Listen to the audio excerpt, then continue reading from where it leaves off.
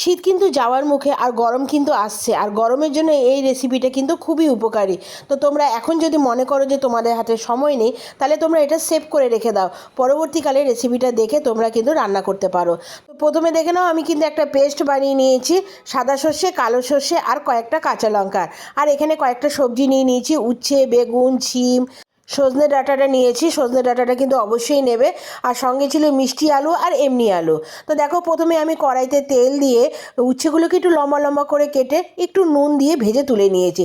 এবার ওই কড়াইতে আরও একটু তেল দিয়ে প্রথমে ফোড়নে দিয়ে দিলাম একটু কালো জিরে। এরপরে বেগুন বাদে কিন্তু প্রত্যেকটা সবজি আমি আগে ভালো মতন একটু ভেজে তুলে নেব। বেগুনটা যেহেতু নরম হয়, ওটা ভাজতে খুব একটা সময় লাগে না, তার জন্য বাকি যে সবজিগুলো ছিল সেটাকে আগে ভালো মতন ভেজে তুলে নেব। এখানে দিয়ে দেবো পরিমাণ মতন একটু নুন। আর তোমরা জানো, নুন দিলে কিন্তু সবজিগুলো খুব তাড়াতাড়ি নরম হয় এবং ভাজাও হয় একটু তাড়াতাড়ি। তো নুনটা দেওয়ার পরে কিন্তু প্রায় 10-15 মিনিটের মতন আমি এই সবজিগুলো যখন দেখবো একটু নরম হয়ে এসছে আর একটু ভাজা ভাজা হয়ে গেছে, তারপরেই আমি এর মধ্যে অ্যাড করে দেবো বেগুনটা।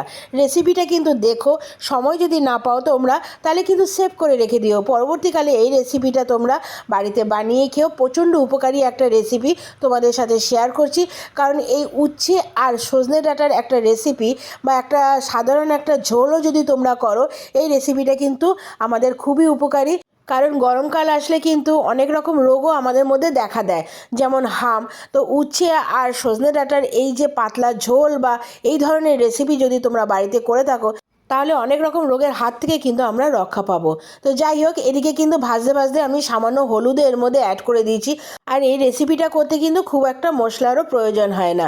তো যখন দেখবো মোটামুটি ভাজা হয়ে গেছে, যেই পেস্টটা আমি সর্ষার করে রেখেছিলাম সেখান থেকে খুব বেশি না, 2 চামচের মতন কিন্তু আমি পেস্ট এর মধ্যে দিয়েছি। এবার এই মশলাটার সাথে কিন্তু প্রত্যেকটা সবজিকে ভালো মতন একটু মিশিয়ে নেওয়ার যতটুকু সময় লাগে ততটুকু টাইম নেব, 5 থেকে 7 মিনিট।